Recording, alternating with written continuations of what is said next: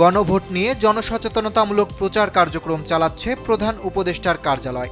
শুক্রবার প্রধান উপদেষ্টার ভেরিফাইড ফেসবুক পেজে গণভোটে হ্যাঁ এবং না ভোট নিয়ে একটি লিফলেট প্রচার করা হয়। লিফলেটের শিরোনাম গণভোট 2026 সংসদ নির্বাচন, দেশের চাবি আপনার হাতে।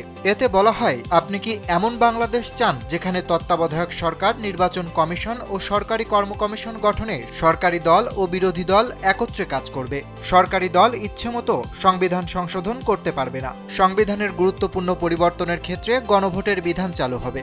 বিরোধী দল থেকে ডেপুটি স্পিকার এবং গুরুত্বপূর্ণ সংসদীয় কমিটি সমূহের সভাপতি নির্বাচিত হবেন। যত মেয়াদী হোক, কেউ সর্বোচ্চ 10 বছরের বেশি প্রধানমন্ত্রী থাকতে পারবেন না।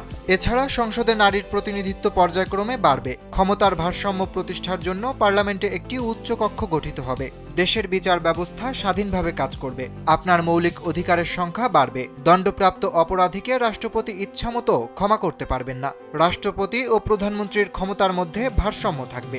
লিফলেটের নিচে আরো বলা হয়, হ্যাঁ ভোট দিলে উপরের সবকিছু পাবেন, না ভোট দিলে কিছুই পাবেন না। মনে রাখবেন, পরিবর্তনের চাবি এবার আপনারই হাতে।